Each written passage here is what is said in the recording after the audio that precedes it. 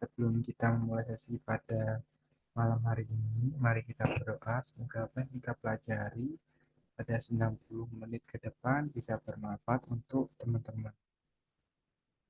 Mari kita berdoa, berdoa, berdoa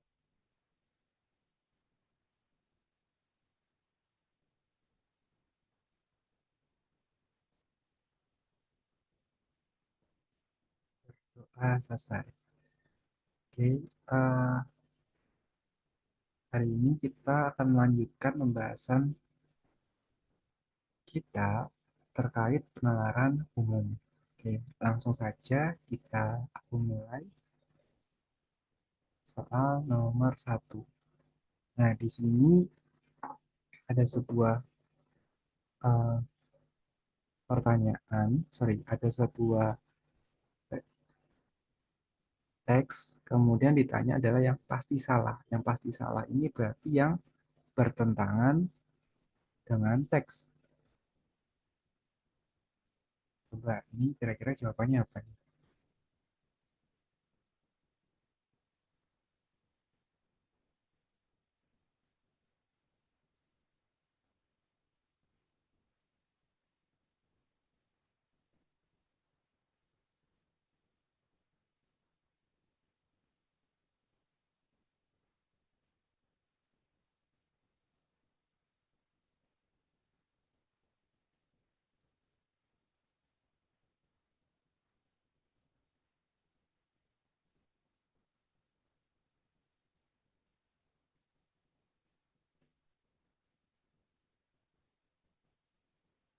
Oke, C ada oh ya, Khairul jawabnya C. Handika dan Juan gimana?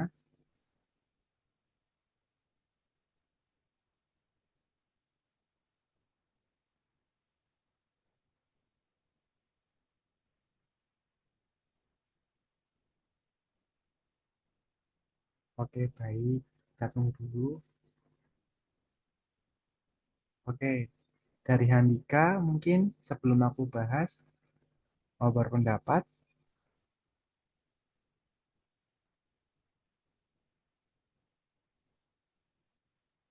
Baik, kalau tidak ada, kita bahas ya. Coba kita menelisik jawaban dari Khairul. Khairul tadi jawabnya adalah yang C. Yang C, tinggi pohon kelapa pasti mencapai 20 meter. Ada kata pasti ya. Di sini dia bilang batang pohon ini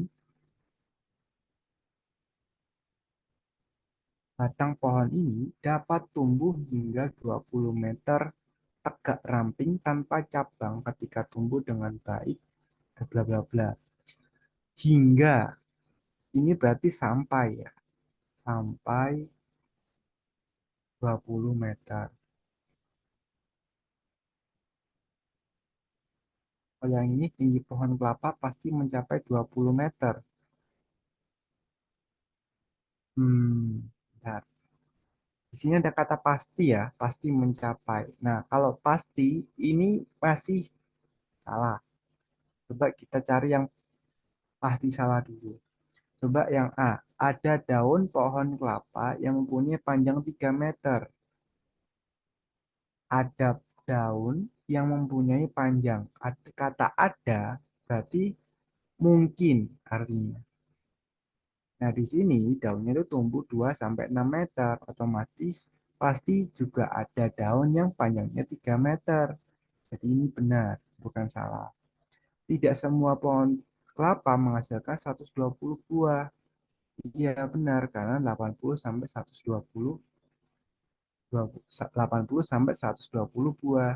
Nah, jadi tidak semua itu juga benar. Semua pohon kelapa mempunyai akar serabut yang sangat kuat. Ini benar. Batang pohon kelapa tumbuh tegak samping tanpa cabang.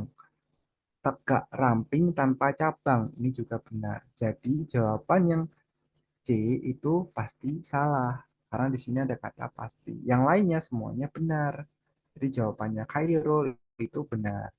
Seperti itu. Ada pertanyaan sampai sini?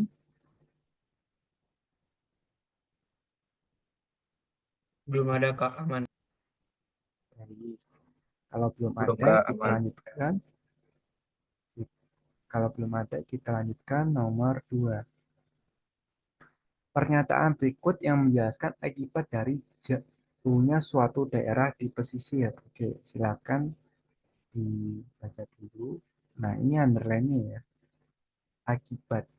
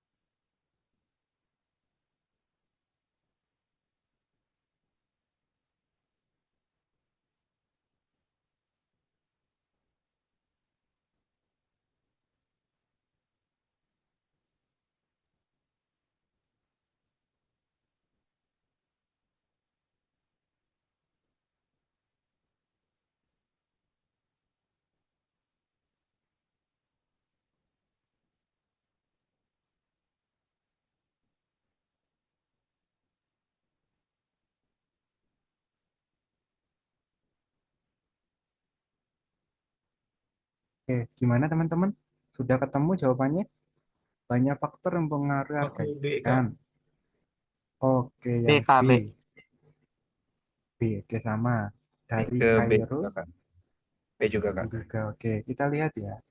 Banyak faktor yang mempengaruhi harga ikan yang dijual. Salah satunya adalah jarak suatu daerah dengan pesisir. Makin jauh daerah dari pesisir, makin mahal harga ikannya. Pernyataan yang menjelaskan akibat dari jauhnya suatu daerah di pesisir adalah jika membeli ikan di kota akan mendapatnya harga ikan yang lebih mahal. Oke, betul. Nah, coba kita lihat yang A. Ada daerah yang harga ikannya murah, ini salah. Karena di sini underline-nya makin jauh maka makin mahal. Hal yang C, menjual ikan tangkapannya pada warga yang jauh dari pesisir ini juga salah. Warga tidak makan ikan ini juga asumsi diskon diberikan ini salah. Jadi jawabannya yang tepat itu yang B. Oke, sip, betul. Oke, kita lanjutkan soal nomor 3. Berdasarkan informasi di atas, manakah pernyataan yang paling tepat? Pernyataan yang paling tepat ini artinya dia sesuai atau sama redaksinya.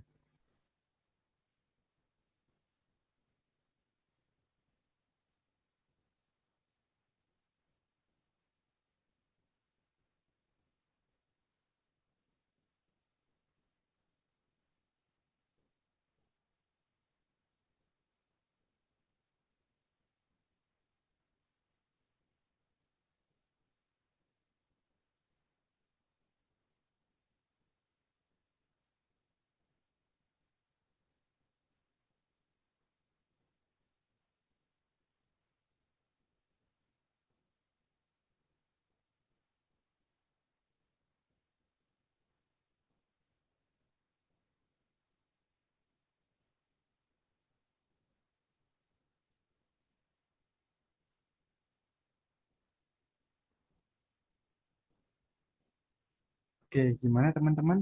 Aku C Kak. Oke, yang C. C. Kemudian Juan dan C juga. Kalau Khairul gimana?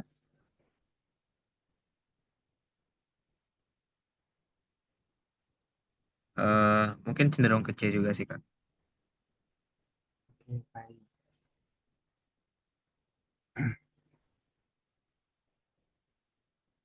Kita lihat ya. Di sini berdasarkan informasi di atas, manakah pernyataan berikut yang paling tepat? Oke, pernyataan yang paling tepat adalah kita lihat dulu. Memilah sampah dapat dilakukan untuk membuat pupuk kompos. Kompos adalah bahan organik yang sudah melakukan bla bla bla bla. Secara umum, hanya bahan tanaman yang dapat dikomposkan. Daging, tulang, dan susu dapat menampung bakteri berbahaya dan tidak boleh ditambahkan ke tumpukan kompos. Ini nggak boleh. Yang boleh cuma tanaman saja. Kompos bla bla bla. Oke. Yang A, kotoran hewan dapat dibuat kompos. Ini salah. Justru di situ dia cuma tanaman saja. Pembuatan pupuk kompos tidak membutuhkan biaya besar. Di sini tidak ada kalimat biaya.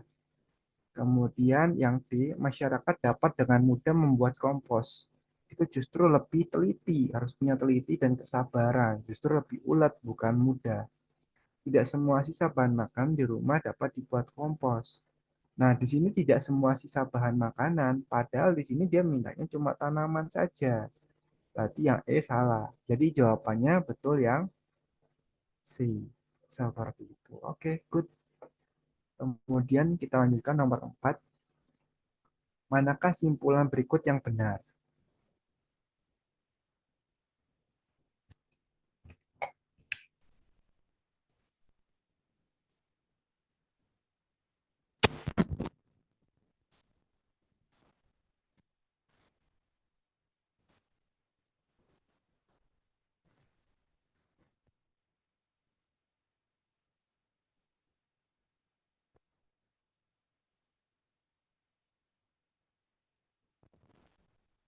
Oke, gimana teman-teman? Sudah ketemu jawabannya? Kak. Yang E. Oke, kalau Khairul dan Juan, gimana? Belum Kak. Oke. Bentar. Keiko gimana? Ada yang A tadi? Juan A ya? Atau Khairul A tadi ya? Eh. Oh E. Kayaknya Oke, sih baik. Kalau Keiko gimana? Silakan. Membaca, Kak. Oke, baik. Oke, kita bahas ya, teman-teman. Orang yang bekerja merupakan orang yang mendapatkan gaji. Orang yang malas adalah orang yang tidak sukses. Orang yang tidak malas merupakan orang yang bekerja. Manakah simpulan yang tepat? Oke. Yang pertama, redaksi pertama adalah orang yang bekerja merupakan orang yang mendapatkan gaji. Kak, maaf aku mau tanya. Ya, gimana? Kalau soal kayak gini bisa jadi jika maka nggak sih, Kak? Jika orang bekerja, maka orang mendapatkan gaji gitu contohnya. Boleh, boleh. Bisa jika maka. Oke, Kak, makasih. Kemudian orang malas, itu berarti orang yang tidak sukses. Kemudian yang ketiga, orang yang tidak malas, berarti orang yang bekerja. Berarti dari tiga dan nomor satu, bisa kita simpulkan bahwa orang yang tidak malas, orang tidak malas, berarti mendapatkan gaji.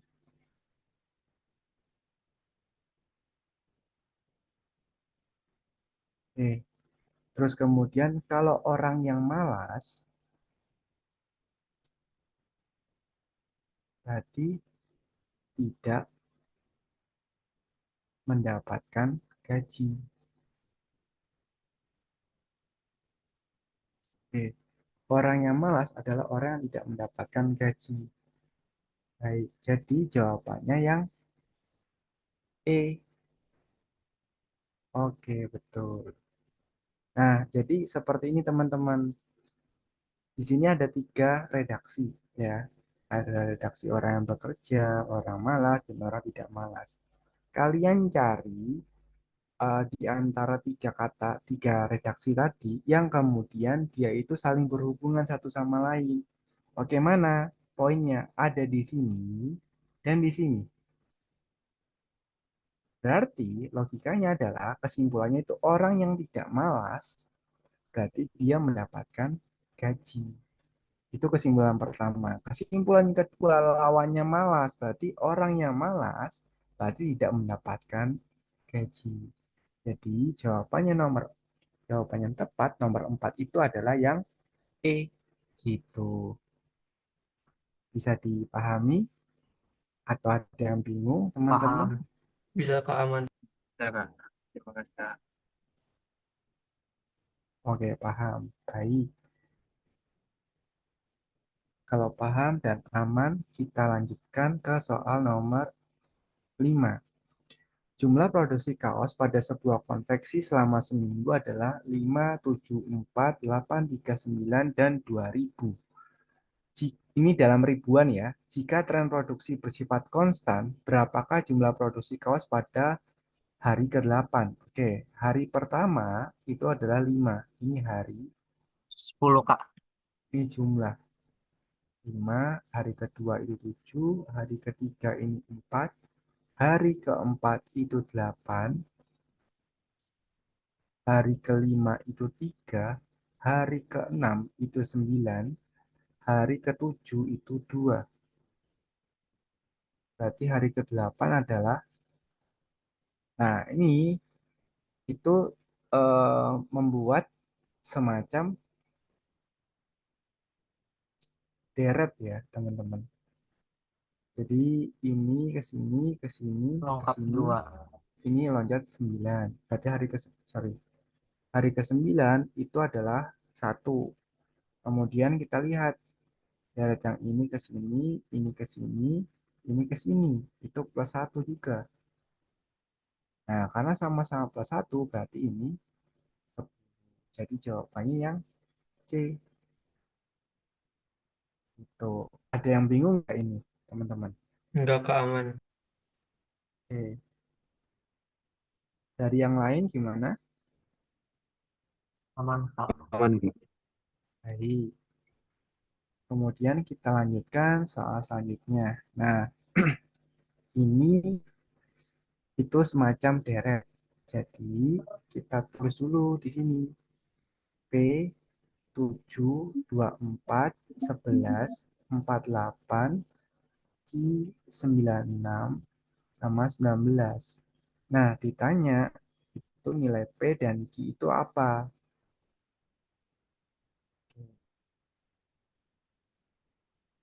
Seperti yang aku sampaikan dulu, jadi yang pertama silakan kalian lihat dulu, dia itu deret loncat satu atau bukan. Kemudian yang kedua, dia deret loncat dua atau enggak. Kemudian yang ketiga, dia termasuk Fibonacci atau enggak. Kemudian yang keempat, dia deret loncat 4 atau bukan. Seperti itu.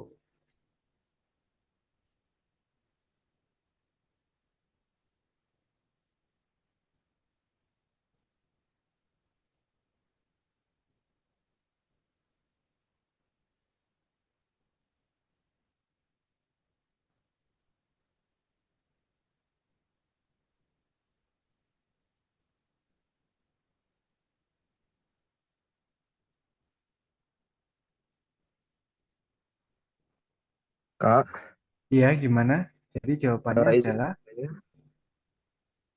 A. oke, ada yang A. Kita lihat ya. Di sini 7, 7, 24, 11, 48, Q 96, 19. Berarti sepertinya ini loncat 2. Loncat 1, ya loncat 2. Ini ke sini, ini ke sini, ini ke sini. 7 ke 11 itu plus 4. Berarti ini harusnya plus 4. Plus 4 dari ini Sama berarti kali 2. 15. Berarti di sini plus 4, 19.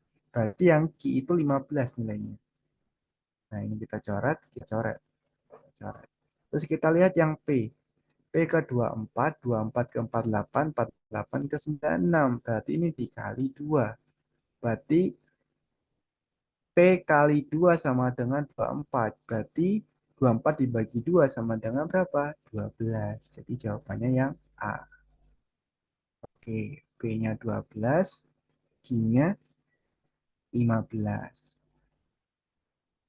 Oke, seperti itu. Bisa dipahami teman-teman? Atau ada yang bingung? Bisa Kak, aman. Paham, Kak. Oke, baik. Kalau paham, kita lanjutkan.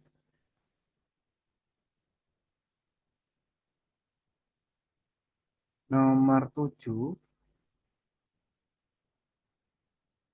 17. nilai yang ya, nilai yang tepat untuk menggantikan nilai X adalah 25, 19, 24, 18, 23 X. Berarti X adalah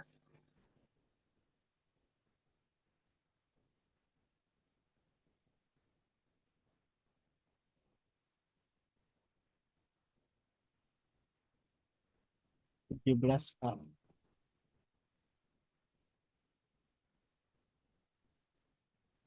17A. Coba kita lihat ya.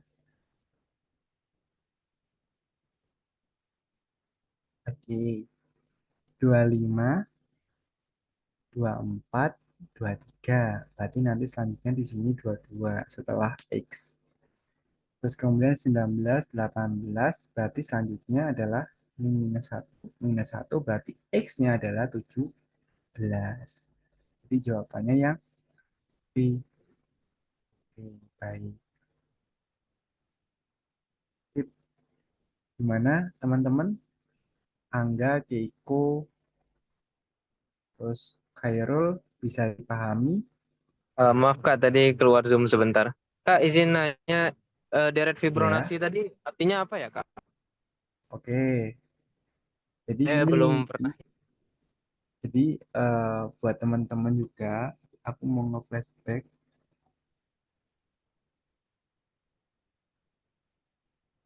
Fibonacci itu kayak gimana?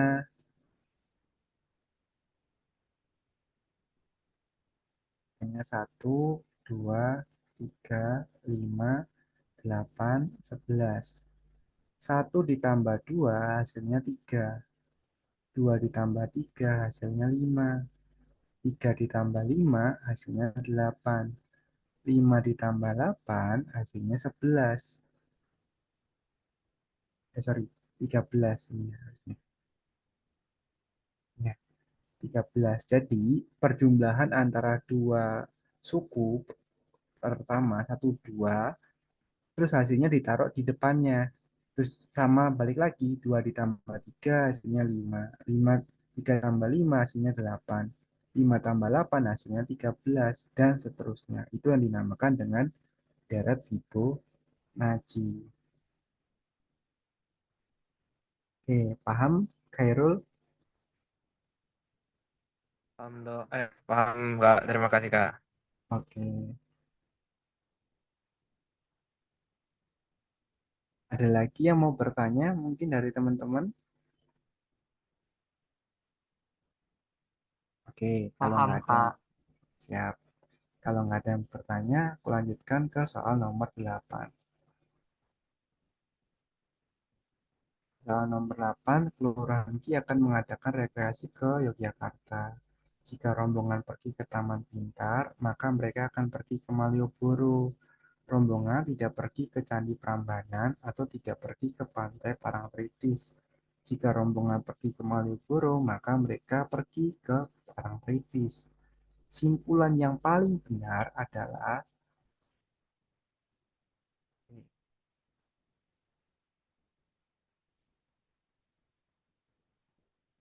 kita hmm, ini ya, kita coba jawab ya. Nomor 18. Kelurahan Ki mengadakan rekreasi ke Yogyakarta. Redaksi pertama, Ki itu berangkat ke Yogyakarta. Nah, jika rombongan pergi ke Taman Pintar, ini redaksi yang pertamanya baru. Jika dia ke Taman Pintar, aku singkat TP, maka mereka akan pergi ke Malioboro, PM. Rombongan tidak pergi ke Prambanan. Rombongan tidak pergi ke Prambanan atau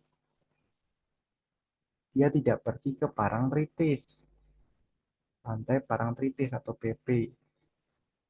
Nah, ini ada kata U, tanda V ini artinya atau ya, teman-teman. Terus, jika rombongan pergi ke Malioboro, maka dia ke Parangtritis. Berarti ini redaksi kedua, redaksi ketiga. Kalau ada kata atau, berarti ya kalian harus pilih salah satu. Bisa yang PP atau bisa yang CP. Gitu. Nggak boleh keduanya. Oke, ada yang jawab E, ada E dan D. Teman-teman yang lain, sebelum aku bahas, menjawab yang paling benar.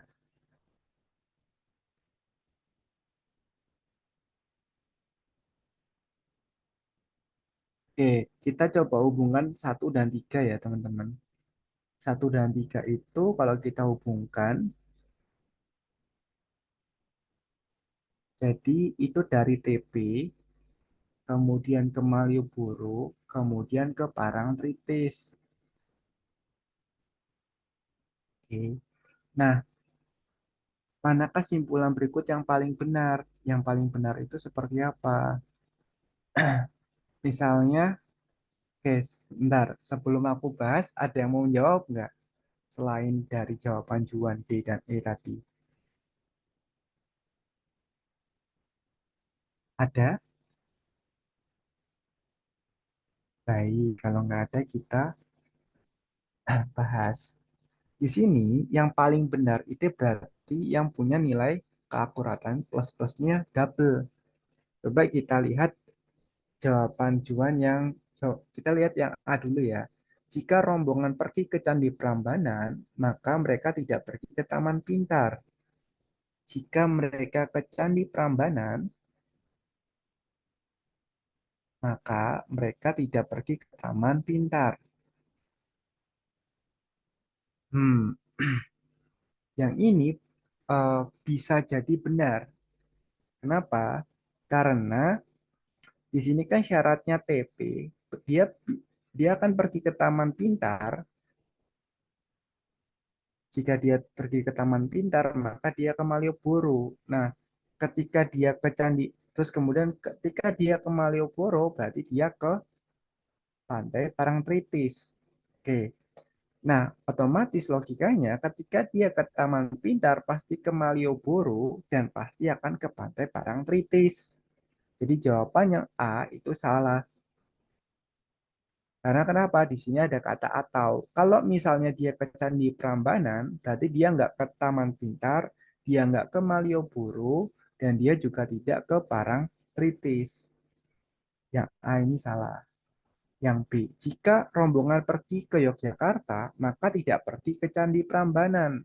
Di sini belum tentu. Kenapa? Karena dia tidak menyebutkan spesifikasi. Dia itu pergi kemana kalau bukan ke Candi Prambanan. Padahal di sini, kalau bukan Candi Prambanan, berarti dia pasti akan pergi ke Pantai Parangtritis. Jadi yang B ini kurang tepat. Dan kita lihat yang C. Rombongan tidak pergi ke Candi Prambanan atau ke Taman Pintar. Oke, kalau dia tidak pergi ke Candi Prambanan, otomatis dia juga tidak akan pergi ke Taman Pintar. Ini mungkin benar. Kita kasih plus 1 dulu. Kemudian yang B, rombongan pergi ke Pantai Parangtritis dan ke Malioboro. Harusnya ditambahi lagi kata dan Taman Pintar. Yang B ini kurang tepat. Kemudian yang E, jika rombongan pergi ke Taman Pintar, maka mereka pergi ke Parangtritis dan Malioboro. Nah, ini juga tepat. Tapi yang ini plusnya double. Kenapa? Karena dia ke sini, dia ke sini, dan dia juga ke sini. Jadi jawaban yang tepat nomor 18 itu yang E. Gitu. Bisa dipahami teman-teman? Kak, Bisa aku Kak, mau aman. nanya, Kak. Ya, gimana? Aku mau nanya, kalau buat kayak soal-soal Hmm. gini tuh ada cara gampangnya nggak sih buat analisisnya?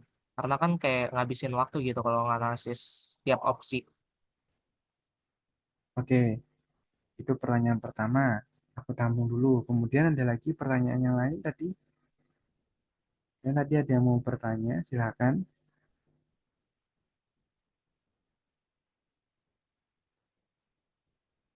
Oke, sudah itu pertanyaannya. Baik, aku jawab ya. Bentar, aku kopikan dulu.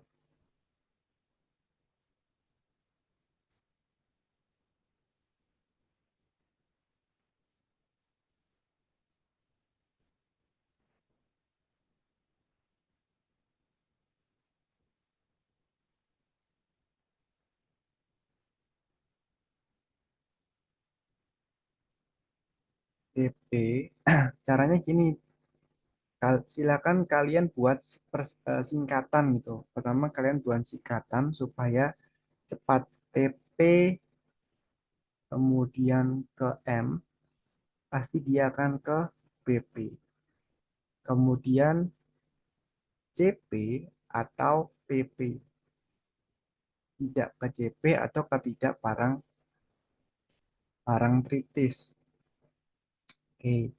Simpulan berikut yang paling benar adalah, nah, biasanya kalau di sini paling benar, otomatis yang dia menyangkut tiga redaksi. Jadi jawabannya mana? Yang ini. Jadi usahakan cari opsi jawaban yang kemudian dia menghubungkan redaksi satu dan redaksi yang ketiga. Yang dua ini kan dia cuma atau ya. Kalau CP atau PP. Kalau yang ini TP, berarti dia ke Malioboro. Kalau dia ke Malioboro, dia ke Pantai Parangtritis. Nah, jadi hubungkan apa ya? Hubungkan kesimpulan yang paling benar itu adalah kesimpulan yang memiliki hubungan variabel yang paling banyak benar.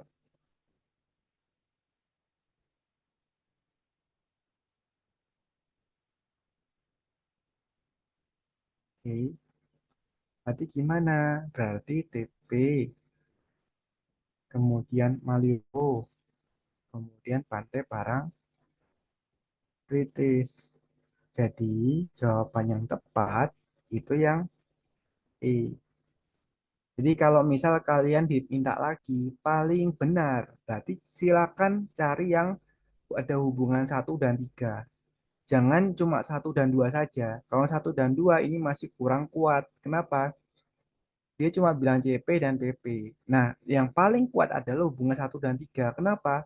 Karena TP, M, dan PP itu saling berhubungan satu sama lain. Jadi, ketimbang jawaban yang C tadi, jawaban yang E lebih kuat. Seperti itu analisanya. Jadi, cari yang paling banyak hubungannya. Oke, Kak. Makasih. Oke, ada pertanyaan lagi tadi. Kayaknya Khairul mau bertanya ya. Oh, baik. Enggak, Aku Kak. keluar sebentar. Oke, kalau nggak ada, kita lanjutkan ke soal nomor 9. Oke, soal nomor 9 di sini ada sebuah redaksi. Kita ditanya, mana kata yang kalimat yang memperlemah, mana yang tidak memperlemah. Memperlemah ini artinya dia kontra, yang ini dia mendukung.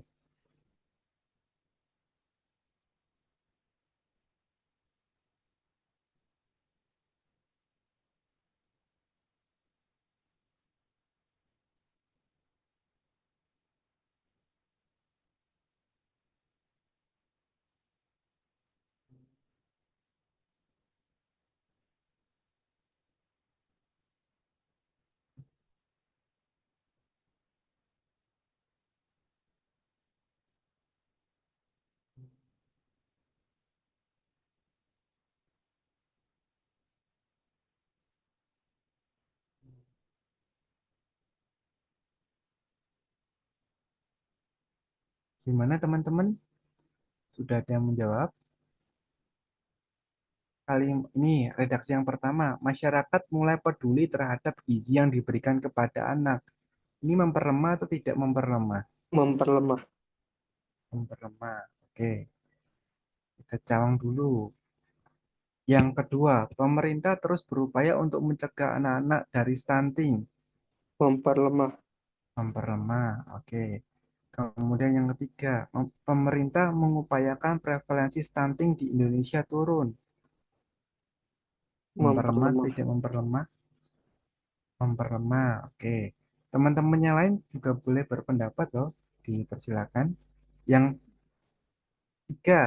yang redaksi keempat, tinggi kasus stunting berdampak pada kerugian ekonomi Indonesia. Tidak memperlemah. Tidak memperlemah. Kemudian, selanjutnya tidak semua masyarakat mengerti akan dampak dari stunting. Memperlemah atau tidak memperlemah? Tidak memperlemah. Tidak memperlemah. Oke, itu tadi jawaban dari Hanika. Mungkin dari teman-teman yang lain ada yang kurang sepakat nggak sebelum aku bahas ini? Pak, Jadi maksudnya nanti memperlemah atau di nggak soal memperlemah? UTBK tuh ada yang seperti ini. Jadi Kak, hmm, Maksudnya memperlemah, tidak memperlemah tuh kayak oke. gimana? Oke, jadi gini. Maksudnya memperlemah dan tidak memperlemah itu merajuk pada apa? Merujuk pada ini, pada teksnya. Oke. Jadi teksnya itu isinya apa? Oke, kalau misal isinya katakanlah gini. Contoh sederhana adalah eh, dengan makan beras, dengan makan beras berlebihan, maka akan membuat eh, Asep gemuk misalnya. Nah, pernyataannya yang pertama, Asep dia terus berolahraga dan juga makan gini. Asep tidak gemuk karena dia tiap hari, oh gini, Asep tidak gemuk walaupun dia tiap hari makan katakan makan nasi. Berarti kan itu udah kontra ya, kontra jelas ya. Itu berarti dia memperlemah. Terus kemudian contoh lagi, Asep Asep saat ini memiliki berat 70 kilo di umur 10 tahun. Nah, kalimat itu dia akan memperjelas, sorry, kalimat itu karena di sini gini, redaksinya kan Asep itu dengan kita makan nasi yang banyak, maka akan membuat berat badan kita naik, gitu kan. Nah, kalau berat badan kita naik, berarti otomatis logikanya kita gemuk.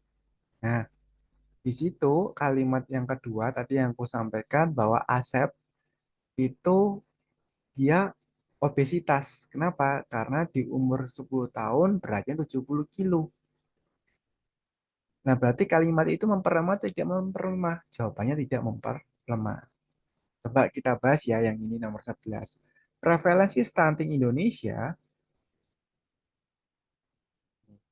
berdasarkan hasil pemantauan status gizi 2016 mencapai 27,5%. Menurut WHO, masalah kesehatan masyarakat dapat dianggap kronis bila prevalensi stunting lebih dari 20%. Artinya, secara nasional, masalah stunting di Indonesia tergolong kronis. Terlebih lagi di 14 provinsi yang prevalensinya melebihi angka nasional. Oke.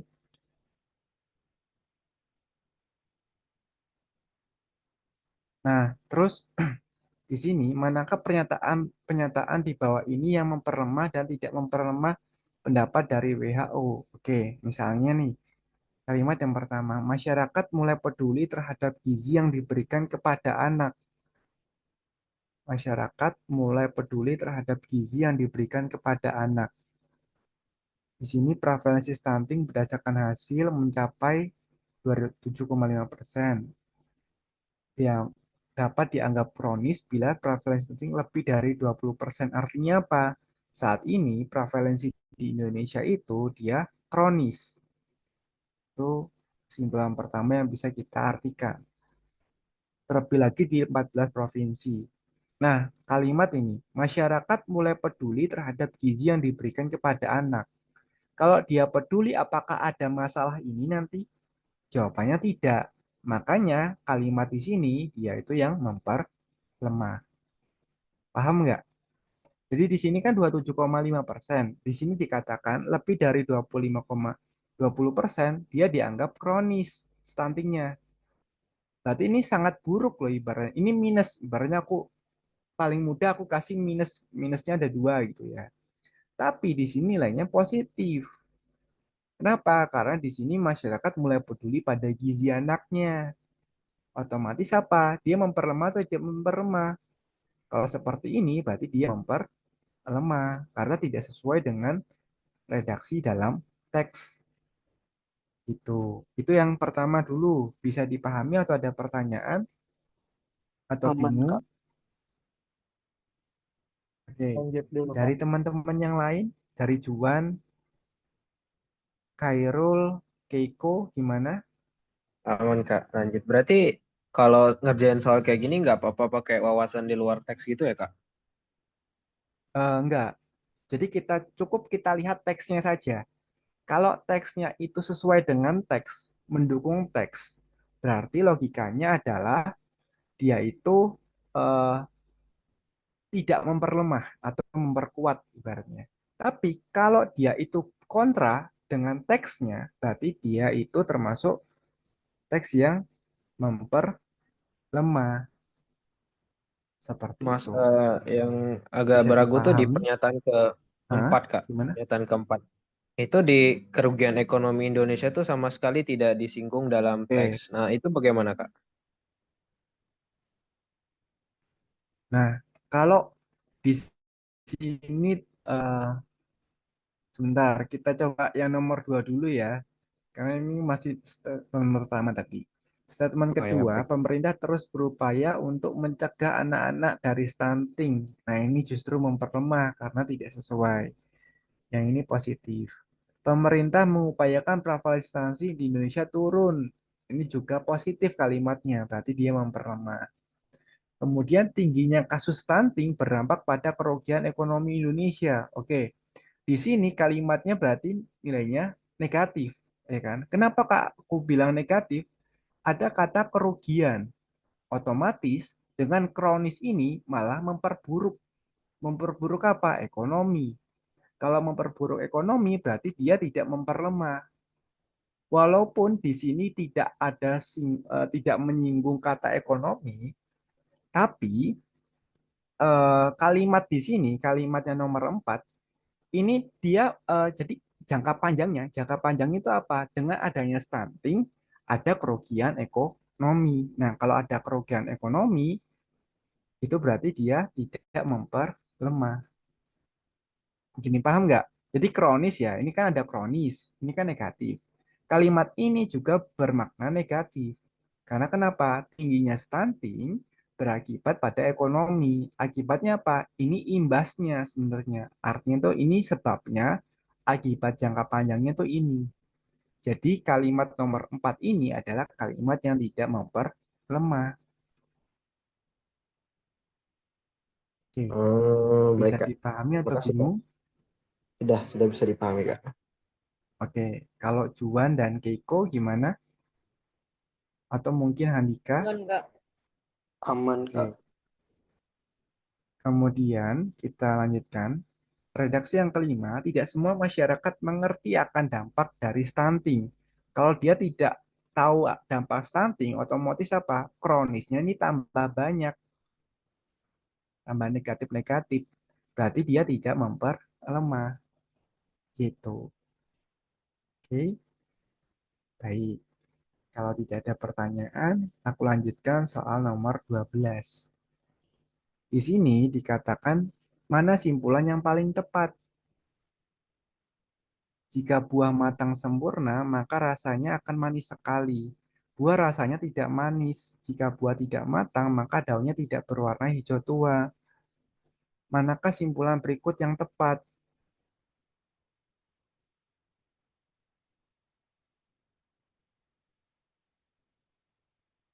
jika buahnya matang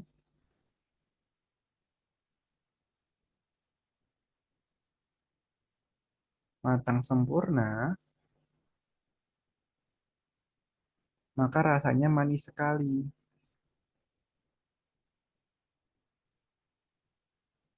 Sekarang buahnya rasanya tidak manis.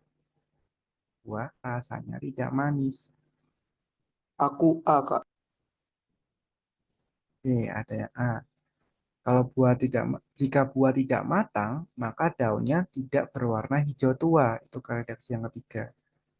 Jika tidak matang, maka maka daunnya tidak hijau tua. Oke, tadi Handika A. Teman-teman yang lain mau menjawab kah? Eh, saya E, Kak. Kak, Yang kalau E, oke. iya aku Oke, Juan E. Juan, terus Khairul E. Keiko gimana? Kalau Keiko? E. E juga. Oke, kita lihat ya teman-teman. Di sini ada 3 redaksi. Redaksi yang pertama adalah buah matang sempurna itu manis sekali. Oke, kita buat redaksi panjangnya. Kalau dia buahnya matang, maka dia itu rasanya manis sekali. Kalau manis sekali, matang berarti daunnya warnanya hijau tua.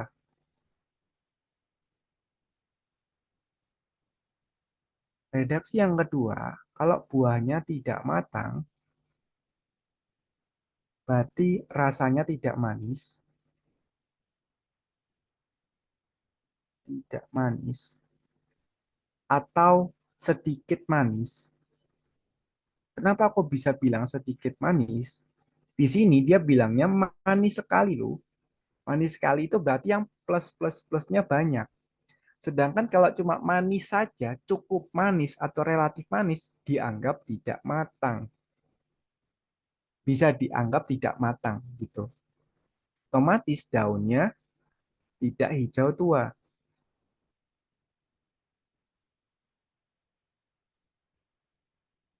Oke, kita lihat yang A. Daun buah tidak berwarna hijau tua. Eh, ini kurang tepat karena di sini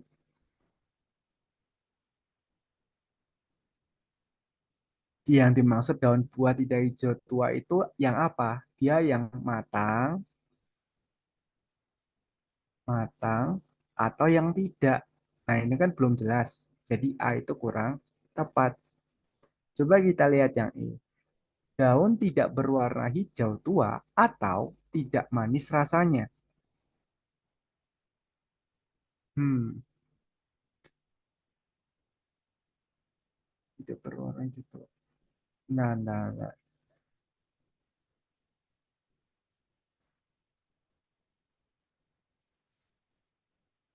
Jika buah matang, maka daunnya tidak berwarna hijau tua. Manakah simpulan berikut yang tepat?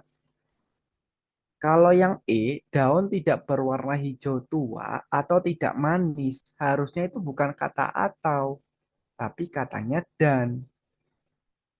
Di sini kan kalau dia nggak manis rasanya, yaitu warnanya bukan hijau tua. Berarti kata penghubungnya bukan atau, tapi harusnya dan. Kalau yang D, buah rasanya manis dan berwarna hijau tua. Ini boleh yang D. Buah atau daun berwarna hijau tua. Ini salah karena buahnya itu dia nggak bilang kalau warnanya hijau tua. Buah rasanya manis sekali. Ini juga kurang tepat. Dia dibilang manis atau tidak. Nah, jadi jawaban yang tepat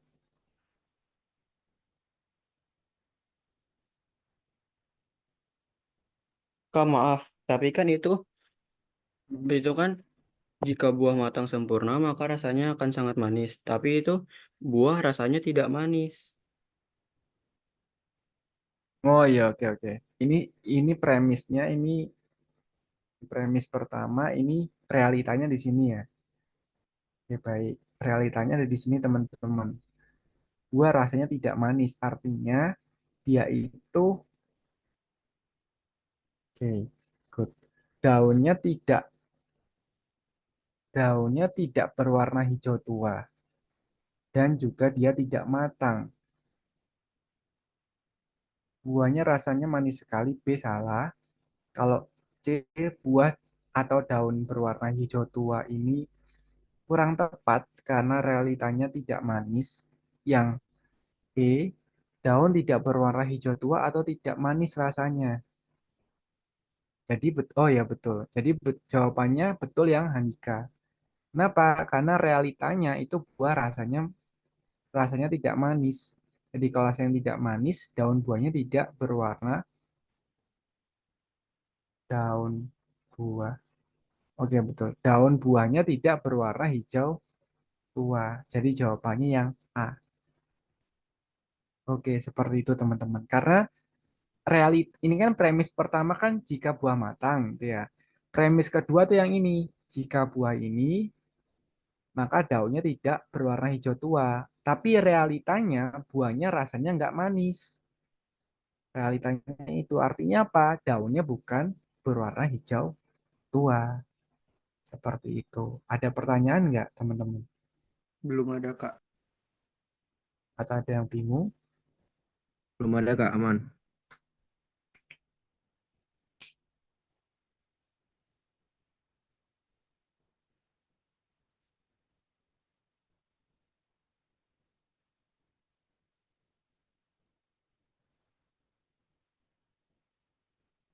Oke, baik.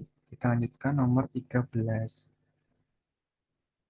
Membuat roti dikatakan berhasil ketika roti mengembang dan tidak gosong. Dahlia berhasil membuat roti. Simpulan berdasarkan informasi dalam teks tersebut adalah roti yang dibuat Dahlia tidak mengembang dan tidak gosong. Manakah pernyataan berikut yang Wah, menggambarkan soalnya kualitas belum simpulan deh. tersebut? Oh, udah.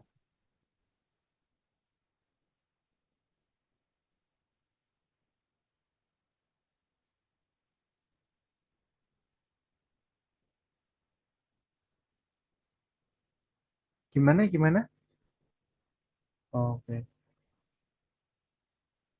C Kakak. Membuat ini ditanya, manakah pernyataan berikut yang menggambarkan kualitas simpulan? Oke, redaksi premis yang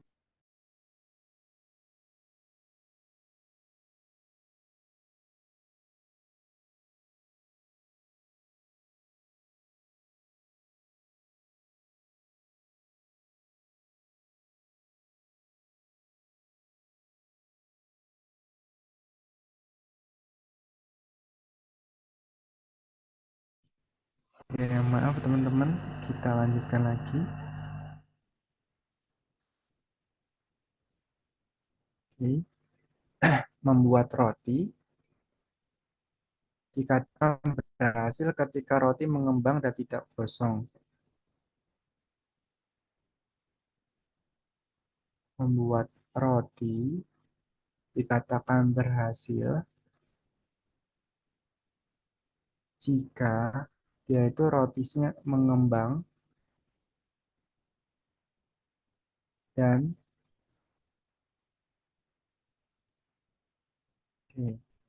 tidak gosong. Tidak gosong.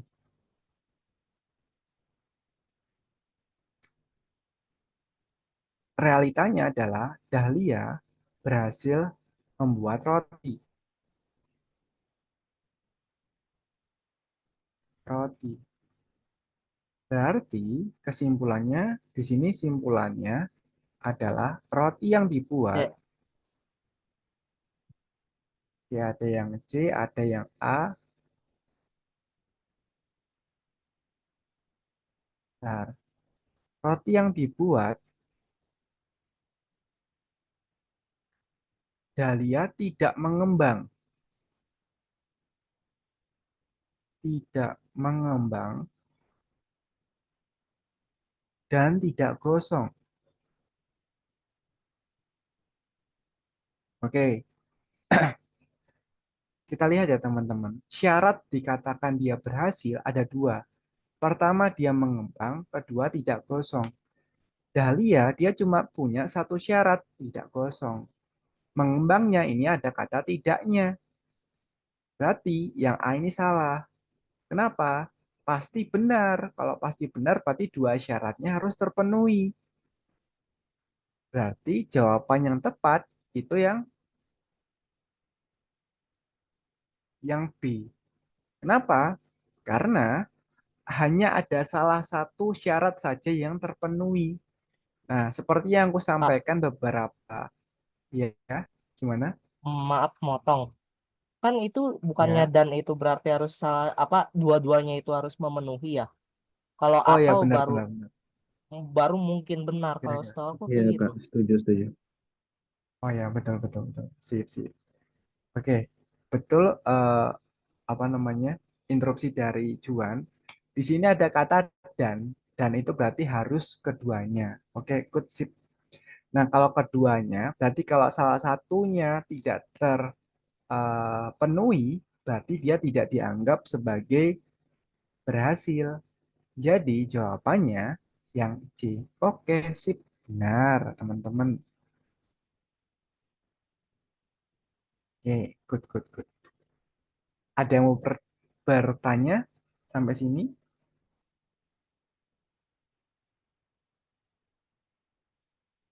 Aku belum, Kak.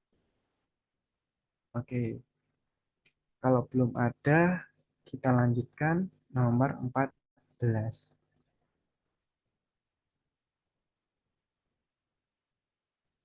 Nah, selanjutnya grafik. Nah, kalau misal grafik, diingat-ingat teman-teman, silakan kalian lihat gambarnya saja dulu. Setelah gambarnya kok sama, berarti kalian lihat angkanya gitu. Coba sekarang nomor 14. Berdasarkan grafik di atas, selisih jumlah penumpang pesawat domestik pada bulan Januari dengan bulan Mei adalah berapa nih? Februari dan Mei. C, Kak. D ya? Apa? C C, Kak. Kak. C, C, C, C. Oke, baik. Yang C. Di sini 0,09, di sini 6,2. Berarti 6,29 dikurangi 0,09. Totalnya 6,2. Betul jawabannya yang C. Oke, sip. Kemudian nomor 15. Berdasarkan grafik di atas, penurunan paling tinggi dan jumlah penumpang pesawat domestik terjadi pada bulan April. Oke. April. Oke, ada lagi yang mau berpendapat? Sama, Kak. Oke, yang lain aman? April semua? Oke, di sini Mei. Juan jawabnya Mei. Oke, teman-teman, yang harus kalian ketahui ada kata penurunan. Penurunan itu berarti ada skema dari titik satu titik. Penurunan itu berarti ada titik awal dan ke titik akhir. Kalau secara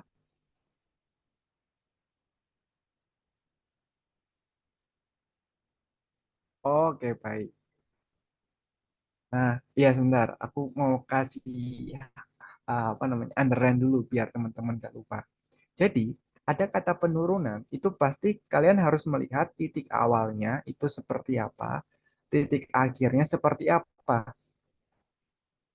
Nah, kalau misalnya kita jawab Mei, Mei memang benar yang paling buruk itu Mei. Tapi penurunan dari April ke Mei itu hanya rendah, dia rentangnya segini. Sedangkan yang paling anjlok itu terjadi pada bulan Maret ke April. Nah, turunnya drastis, kayak naik ayunan. Berarti jawabannya yang tepat itu yang B, betul. Yang bulan April. Oke, sampai sini ada pertanyaan?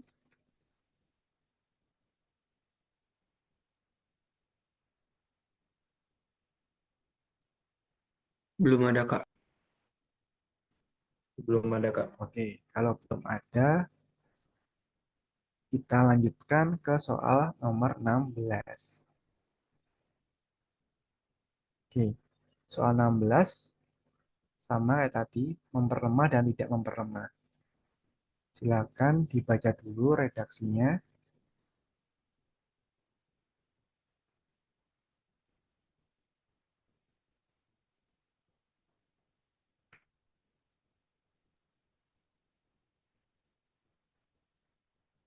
Sudah? Kalau sudah, kalimat redaksi yang pertama. Ini 2, 3, Memperlemah. 4, Memperlemah, Kak. Memperlemah. memperlemah. Memperlemah. Oke. Redaksi yang kedua, Memperlemah juga. memperlemah. Ada yang tidak memperlemah? Ada yang berpendapat tidak memperlemah nggak? Oke, nggak ada. Kita lanjutkan redaksi yang ketiga, Memperlemah. memperlemah. Oke, redaksi yang keempat, Memperlemah juga. oke, memperlemah juga. Redaksi yang kelima,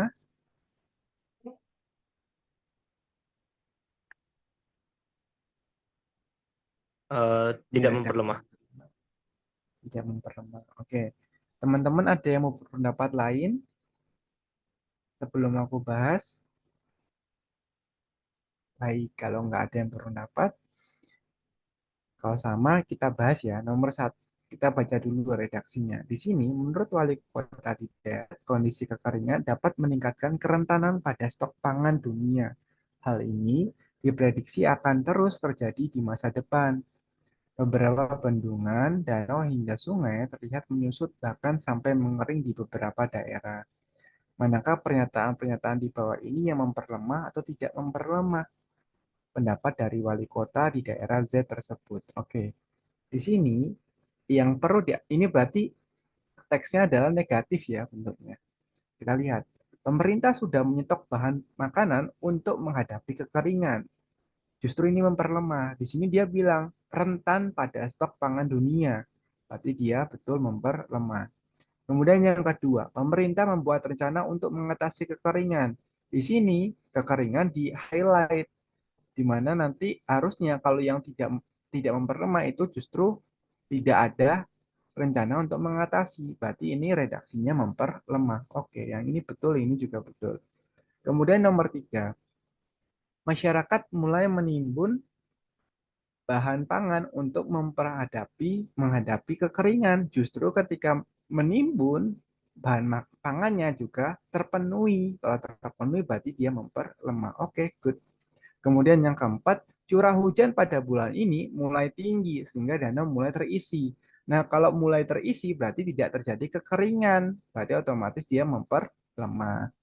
Kemudian yang nomor 5, persiapan untuk mengatasi ancaman kekeringan perlu dilakukan oleh pemerintah. Ya, persiapannya, di sini ada kata persiapan. Berarti jawabannya adalah tidak memperlemah. Kenapa? Karena dari statement ini nanti akan ada ini jangkanya. Akibatnya tuh ini harus dipersiapkan. Oke, betul. Sampai sini ada yang mau Aku ya mau nanya gimana? deh. Silakan. Coba yang ke Hmm, nomor memperlemah sama tidak memperlemah yang sebelumnya. Yang opsi yang satunya sebelumnya kalau kalau nggak salah. ini. Nah, ini. Nah, di sini kan Yang yang ini. opsi pertama kan Ah, dibilang masyarakat mulai peduli terhadap gizi yang diberikan kepada anak. Itu bukannya sama kayak pernyataan di yang opsi yang kelima hmm, tadi ya, dampak yang setelahnya itu.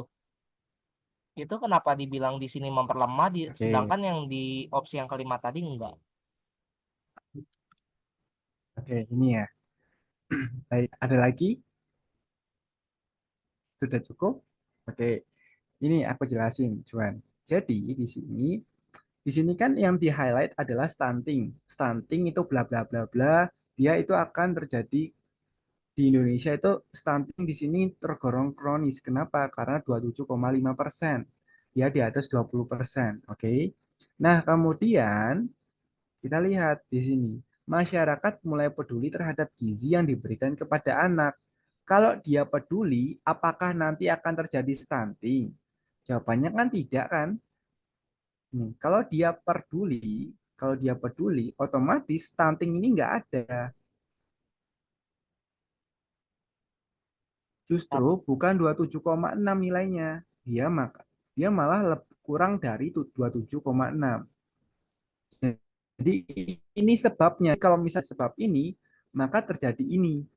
Tapi kalau redaksi di step ini, soal yang selanjutnya, kan di sini dikatakan bahwa beberapa bendungan danau hingga sungai ini.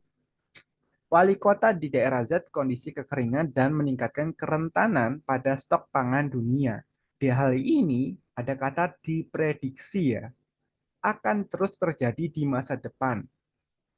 Diprediksi, ingat-ingat ya, diprediksi yang akan depan, otomatis pemerintah pasti akan berpikiran bahwasanya kita perlu menyiapkan untuk mengatasi prediksi ini. Oke, ketika dia sudah tahu prediksinya di masa depan akan terjadi kekeringan, logikanya apa? Logikanya perlu disiapkan. Perlu disiapkan apa? Untuk mengatasi ancamannya. Jadi sebabnya, kenapa sih harus ada persiapan? Karena ada prediksi. Nah ini. Nah kalau yang tadi, soal yang tadi, masyarakat mulai peduli. Nah ini sebabnya, kalau ada dia mulai peduli otomatis tidak mungkin ada 27,5%. Jadi konteksnya ini beda.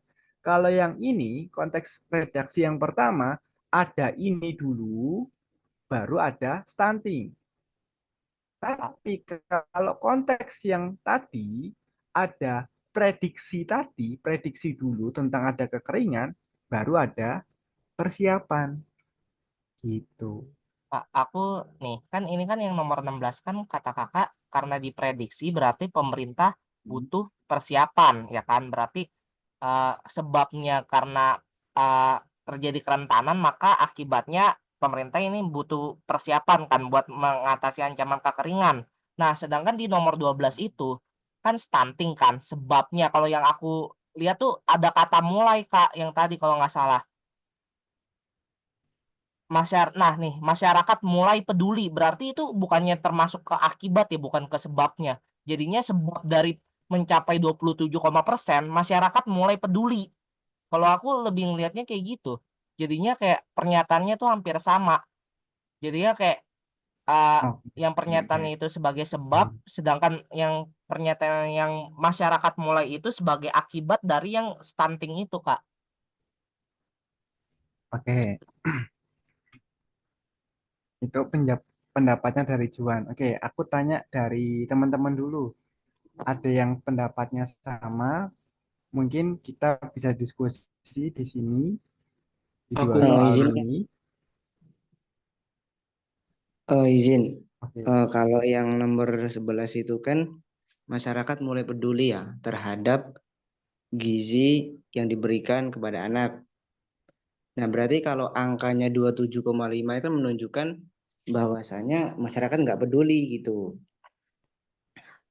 Nah, ketika masyarakat peduli, berarti otomatis angka itu bakalan menurun dari 27,5 itu tadi. Jadi yang kata WHO Indonesia apa itu bakal menurun gitu. Yang apa narasi dari WHO bakal memperlemah narasi dari WHO itu tadi. oke. Kalau yang ini, nanti aku coba bantu ini ya, ngestimulasi. Yang ini ada yang mau berpendapat, yang redaksi kelima. Kalau saya justru setuju dengan jawaban ini karena gini Kak, konteksnya untuk yang nomor 16 ini, kelima ini sebenarnya seperti kita sedang menyusun suatu argumen yang memperkuat asumsi seperti itu. Sedangkan kalau yang tadi nomor 11 itu dia seperti bukan sebagai pemerkuat, tapi konteksnya memang justru dia memang menolak keadaan yang ada gitu. Kalau yang kelima ini seandainya kita memprediksi sesuatu yang negatif di masa depan, otomatis untuk memperkuat prediksi kita harus membuat bahwa harus ada upaya untuk mencegah kenegatifan itu, gitu. Itu bedanya. Jadi kita memposisikan suatu argumen itu memperlemah atau memperkuat adalah sebagai penyusun argumen itu sendiri. Apakah ini mendukung asumsi saya atau tidak. Nah, seandainya kita sebagai WHO memposisikan diri pada nomor 11, maka argumen yang tadi itu menjadi argumen yang kontradiktif dengan narasi atau premis yang kita buat. Gitu aja sih. Bahwa ketika kami mengatakan bahwa datanya ini prevalensinya kronis, maka kami mengatakan bahwa masyarakat itu tidak peduli dan tidak ada bahwa prediksi bahwa suatu saat nanti akan menjadi peduli dengan informasi ini, dengan data ini, tidak dapat diprediksi. Sedangkan yang tadi yang nomor sekarang, poin nomor 5 ini adalah sebagai pemerkuat asumsi kami bahwa di prediksi ini harus diperlukan suatu upaya preventif. Nah, seperti itu, Pak. Kalau dari saya. Oke, baik, terima kasih atas pendapatnya dari Angga, Khairul, dan Juan. Oke, gini ya, kita bahas dulu yang nomor 12.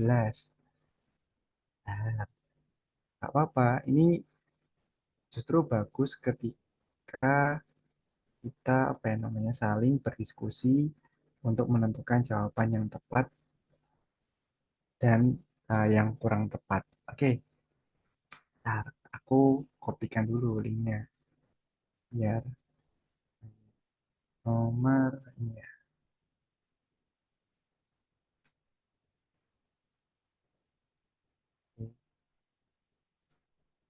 Oke, kita lihat dulu redaksi yang pertama. Redaksi yang pertama, dia bilang masyarakat mulai peduli. Ada kata mulai peduli terhadap gizi yang diberikan kepada anak. Tadi kan jawabannya dia memperlemah ya. Ini jawaban dari kita sebelumnya. Kemudian Juan berpendapat tidak memperlemah. Oke, kita lihat. Masyarakat mulai peduli terhadap gizi yang diberikan kepada anak. Kalau gini, jadi kalimat yang ada di tabel-tabel ini, dia itu bisa sebagai sebab, bisa sebagai akibat. Oke.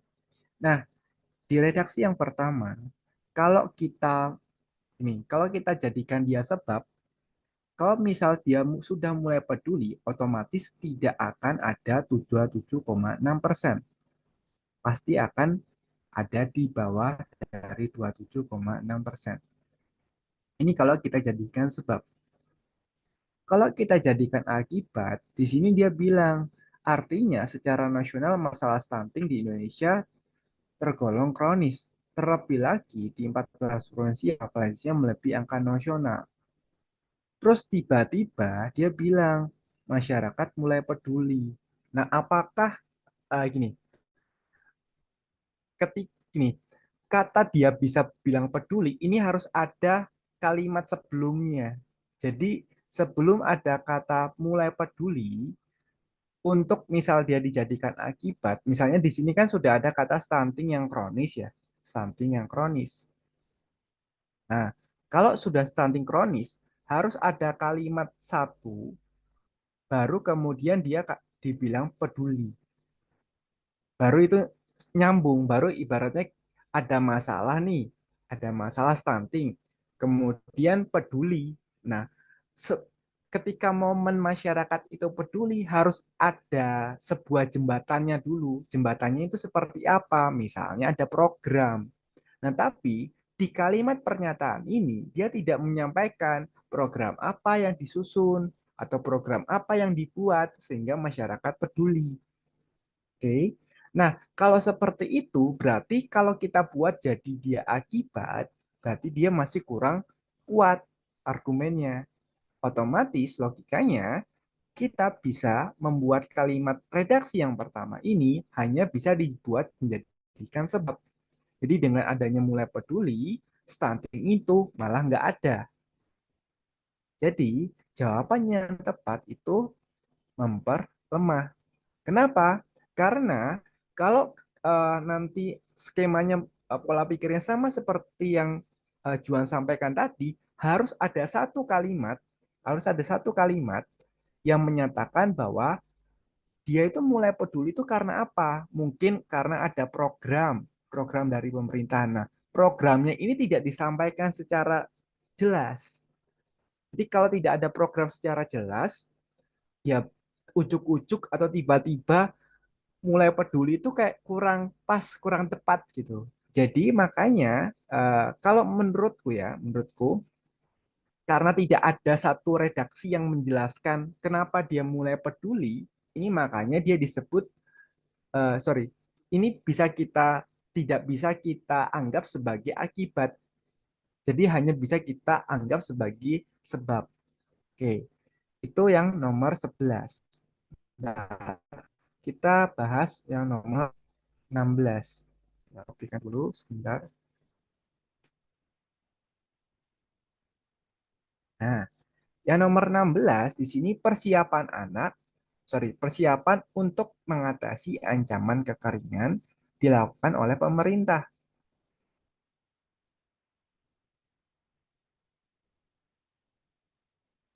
Persiapan untuk mengatasi ancaman kekeringan perlu dilakukan oleh pemerintah. Di sini dikatakan bahwa wali kota itu berarti kan pemerintah ya.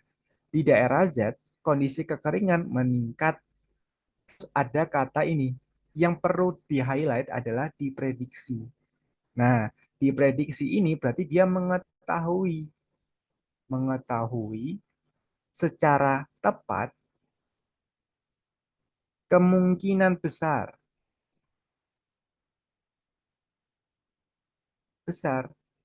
terjadi kekeringan. Oke. Nah, dengan ada kata diprediksi kan artinya apa sih? Berarti kemungkinan besar, kemungkinan tinggi, kemungkinannya akan terjadi di tahun-tahun berikutnya, besar kemungkinannya artinya. Bukan minim, bukan yang kayak kita melihat apa namanya ramalan apa gemintang, bukan, tapi lebih ke ada data statistiknya. Ada data statistiknya yang menjawab bahwasannya diprediksi di tahun-tahun selanjutnya itu akan ada kekeringan. Nah, kalau ada kekeringan, dampaknya atau langkah preventif dari pemerintah harus ngapain? Harus ngapain itu? Berarti dia harus melakukan persiapan untuk mengatasi ancaman kekeringan. Lewat apa? Nanti dijelaskan di kalimat selanjutnya. Berarti logikanya adalah yang ini dengan adanya diprediksi, ini menyebabkan pemerintah membuat sebuah persiapan. Dia membuat langkah preventifnya, pencegahannya itu kayak gimana supaya bisa supaya apa ya namanya siap untuk menangani dari kekeringan. Makanya di sini jawabannya tidak memperlemah.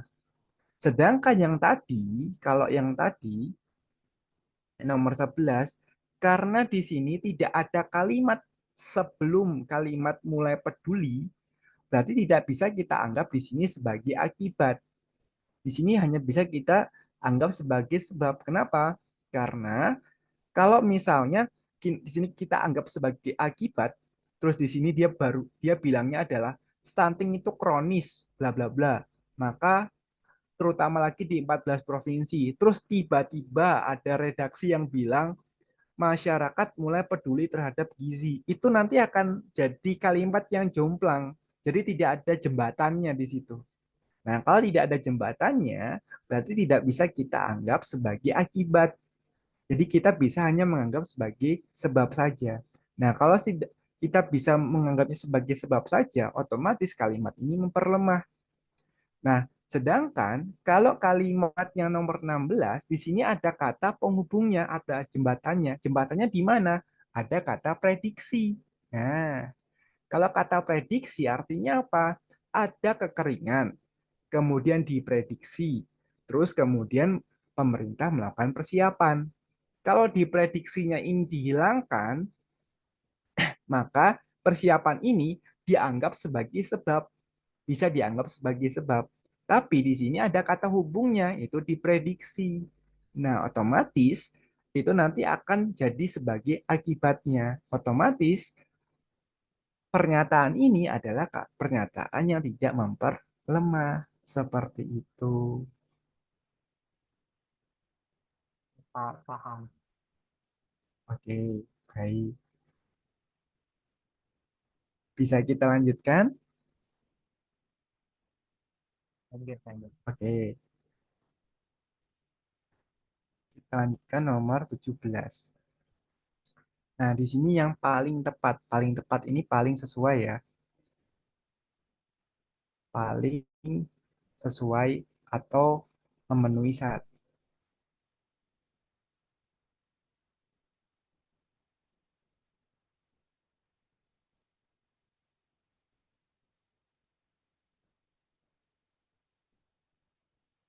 Oke, A. Sorry.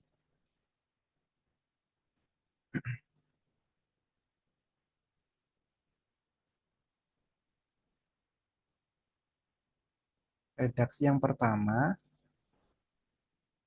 semua sayuran ditanam di daerah X.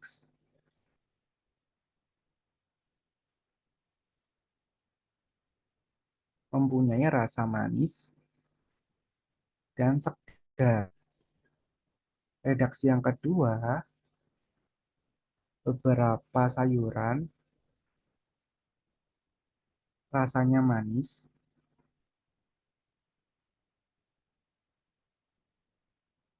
dan segar, dijual di supermarket.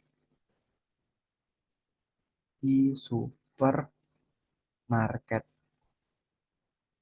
Di sini ada kata semua, ada beberapa. Berarti kesimpulannya adalah beberapa atau ada. Kata semua ini kita coret. Yang D salah. Ada yang mau berpendapat sebelum aku bahas nomor 17? Sebenarnya agak ragu sama C sih Kak, antara A atau C. Aku ada pertanyaannya di sini. Bahwa pernyataan yang paling tepat itu menghubungkan variabel yang paling banyak gitu kan. Kurang lebih seperti itu. Iya. Eh, Antara A dan C itu baik. A itu menghubungkan antara sayuran di tanaman X dan penjualan di supermarket. Sedangkan di pernyataan C itu ada Mm-mm. sayuran dari X, lalu juga ada kriteria rasanya dulu, baru ada variabel dijual di supermarket. Itu kan Kak. Berarti variabel di C itu sebenarnya lebih banyak. Tapi satu sisi di C itu dia menyebutkan kriterianya adalah mempunyai rasa manis. Tapi lupa menyebutkan kriteria dan segarnya. Jadi yang lebih pilih itu antara A atau C Mm-mm. itu saya masih ragu Kak. Oke, baik. Kita tampung dulu. Viral antara A atau C. Terus tadi Izin Kak. yang lainnya? Ah, Kalau menurut saya sih kayaknya lebih ini yang A sih Kak. Karena kalau setahu saya kalau untuk mengambil kesimpulan ini adalah salah satu kuncinya adalah kalau ada kata yang sama di premis itu tidak boleh muncul lagi dicoret. di jawaban. Oke, Jadi kan betul. jadi untuk apa namanya rasa manis dan segar itu tadi menurut saya nggak perlu lagi keluar di opsi jawaban gitu Pak. Gitu Kak. Baik. Oh ya, terima kasih Ada Bang. lagi? Ilmu baru. A, Kak. Oke, A. Terus yang lain sebelum aku bahas Keiko dan Juan. Ini A juga. Oke, A juga. Oke. Gini teman-teman, kita bahas ya. Jadi betul yang disampaikan Angga. Jadi kalau misalnya sini kita tulis dulu ya redaksinya. Redaksi yang pertama adalah semua sayuran yang ditanam di daerah X rasanya manis dan segar. Redaksi yang kedua adalah kata beberapa sayuran mempunyai rasa yang manis dan segar dijual di supermarket. Oke, berarti kesimpulannya adalah kata beberapa atau ada gitu ya. Di sini semua sayuran ditanam di daerah X rasanya manis dan segar. Beberapa sayuran yang mempunyai rasa manis segar dijual di supermarket. Artinya apa? Tadi ada kata manis dan segar. Karena ada sama-sama ada kata manis dan segar, seperti yang tadi betul yang disampaikan oleh Angga. Jadi kalau ada redaksi yang sama itu bisa kita coret, teman-teman. Nah, terus beberapanya turun ke bawah. Nah, ke bawah. Sayuran di daerah X juga turun ke bawah. Beberapa sayuran di daerah X. Sayuran di daerah X. Kemudian dijual di supermarket.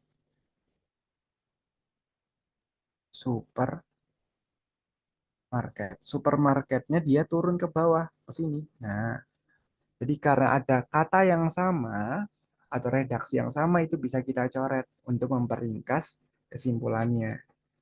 Jadi jawabannya yang A. Terus ketambahan lagi, kenapa Kak itu bukan yang C? Tadi betul yang disampaikan oleh Khairul. Di sini dia cuma bilang manis. Padahal di kedua redaksi dia ada kata dan. Manis dan segar. Kata dan ini harus keduanya ikut. Jadi kalau ada misalnya nanti kalian ketemu soal lagi, kok ada kata dan A dan B, berarti kalau A-nya benar, B-nya juga harus benar. Kalau A-nya salah, B-nya juga harus salah. Kalau salah satu, itu redaksinya berarti salah. Jadi jawaban yang tepat itu yang A. Pertama bisa dicoret tadi. Yang kedua, yang C itu dia cuma bilang rasa manis saja, bukan rasa manis dan segar. Seperti itu. Oke, bisa dipahami teman-teman atau ada pertanyaan? Aman, Kak. Aman, Kak. Oke, baik. Oke, mungkin untuk pertemuan hari ini saya cukupkan terlebih dahulu. Next, kita ketemu lagi di hari Senin untuk membahas soal-soal yang lain di penalaran umum. Untuk itu, sebelum saya tutup, mari kita berdoa. Semoga apa yang kita pelajari pada 90 menit kebelakangan tadi bisa bermanfaat untuk teman-teman. Untuk itu, mari kita berdoa mulai. Berdoa selesai. Sekian, terima kasih, selamat malam, sampai jumpa di hari Senin. Terima kasih, Kak. Terima kasih, Kak. Ya, sama-sama.